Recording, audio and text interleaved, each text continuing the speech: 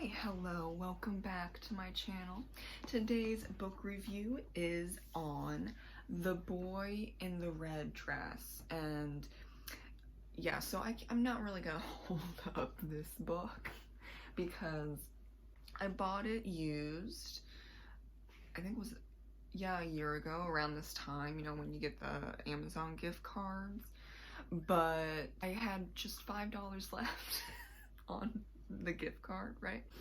So I was like, okay, how it works with your budget, and you know, you can't go over it. So I got it used, and it came in, I mean, this is fine, right? I mean, there's like no issues inside, but the what's that called, the cover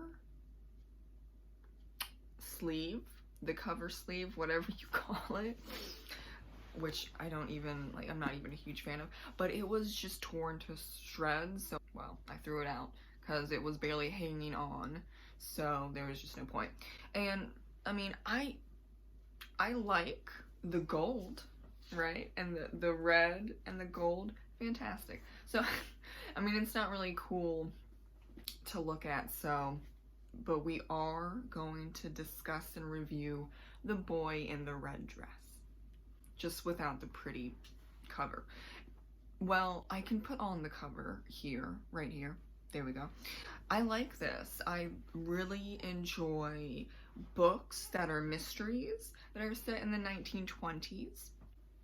I think it also has to do with Phryne Fisher murder mystery series.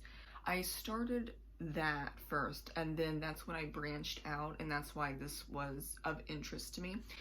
Now on Goodreads it says it's, what is it, a mixture of Gentleman's Guide to Vice and Virtue and Phryne Fisher murder mystery series.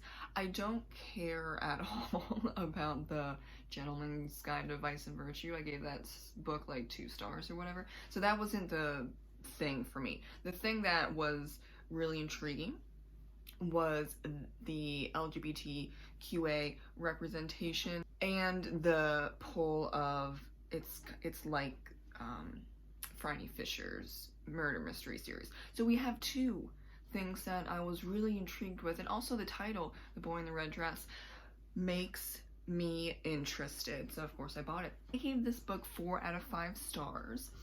I really enjoyed this book. The thing that made it go down to 4 stars though is like there's a little bit of a repetitiveness in the writing, and also just the book isn't even that long, but I think you could have taken out at least 35 pages and it wouldn't feel so drawn out. And this is a thing with mysteries set in the 1920s. They're usually really thin. Like this is pretty thick. How many pages? I should have known this before. I think, hold on.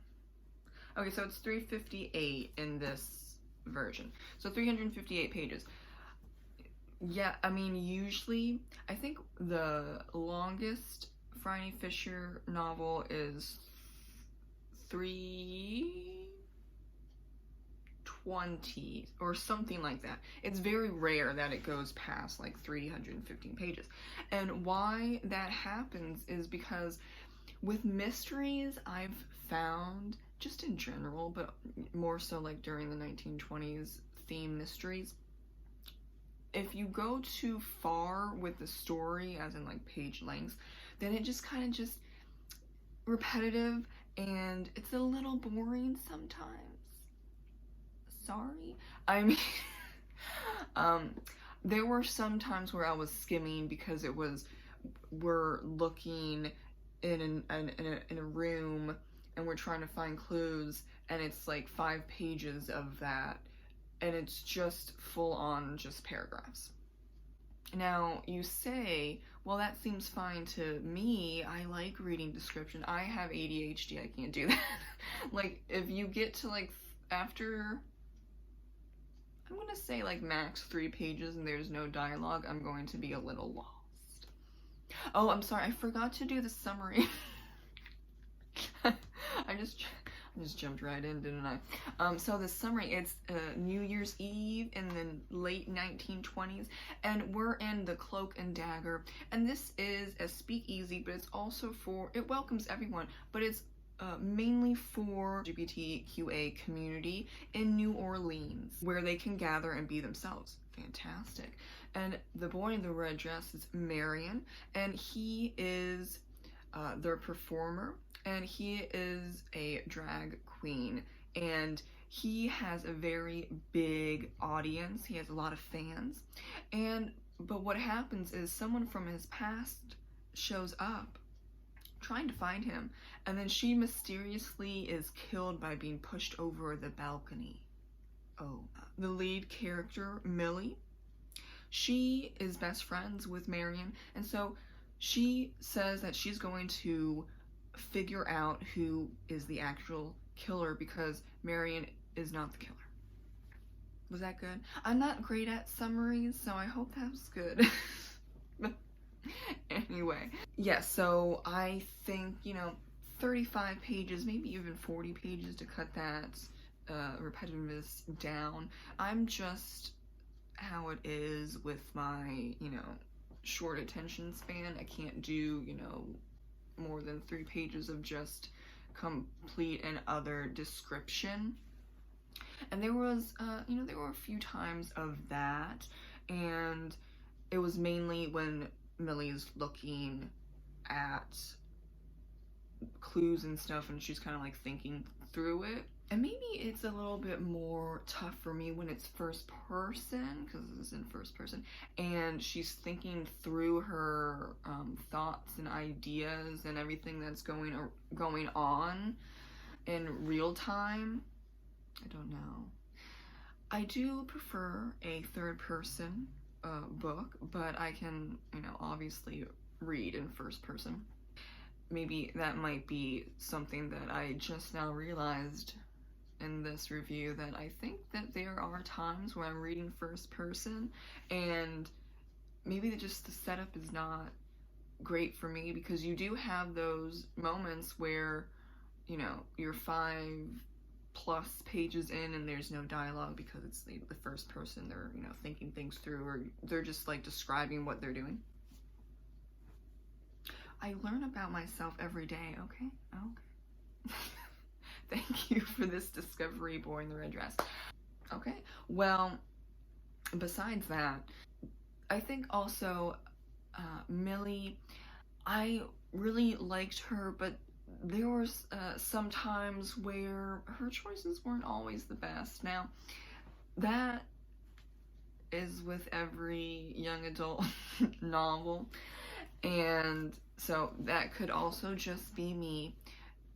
Then again, there are plenty of other young adult novels where they make fantastic decisions and they're logical, and so yeah, it just really depends on the story and the writer and what they're trying to achieve. It's not like Millie is dumb or naive or anything like that, but I think there are some times where she just very repetitive, and she just like, I have to find the killer, I have to find the killer no matter what, and then she keeps getting hurt over and over again. And then there are also people that are getting hurt, and I'm like, maybe we all need to sit down and talk about the plan.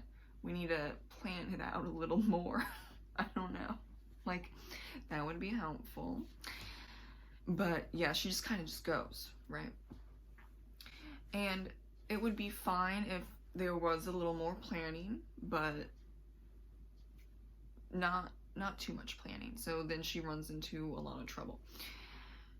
And then, so there's also this female reporter that is actually really important to the story, but she only shows up a couple times, and I'm not 100% sure if that female reporter needed to be there. But actually, I think it would have been way more interesting if she paired up with Millie when they're going about, the story, not just like the female reporter happens to like be on the scene sometime. That could have been explored more. But other than that, it was very enjoyable, and I liked all the characters. Like, I gave it 4 out of 5 stars because if I give a book 5 stars, it made me cry, and I would, you know, hypothetically read it over and over again, and I can't find any fault with, you know, 5 out of 5 stars. So that's why I gave it 4 out of 5 stars. But I do definitely recommend it. The Boy in the Red Dress. I would, you know, make it cute, like The Boy in the Red Dress, but this is just boring. I'm sorry. I really wish that the hardcover sleeve was not torn to shreds, that I had to throw it out, but you know, that's what happens when you get a $5 book used. Thank you so much for watching my book review on The Boy in the Red Dress. If you have any thoughts, comments, or questions, then definitely leave them down below, and I'm really interested in seeing what your thoughts are on this book. If you read this book, it was a debut novel, and it gets great reviews, but I think not a lot of people, maybe a lot of people read it, but they didn't do reviews on Amazon and Goodreads, which is, I don't know what's happening there, but definitely, you know, if this intrigues you, get the book and leave reviews, because I really think that this is, you know, a solid debut. Have a great reading day and Happy New Year. I also loved, I'm just gonna do a side note, that I read this in December, almost to, you know, 2022. It kind of just felt with the vibes for ending on a positive note for books. So also a good point to make. I should have made in the beginning. Sorry. I'm a little all over the place today, but it's okay because it's almost 2022 and the holidays, and we're just gonna go with it, right? Thank you again, and have a great rest of your day and the holidays, and keep reading, keep writing, do what your thing, and I'll see you in 2022. Bye.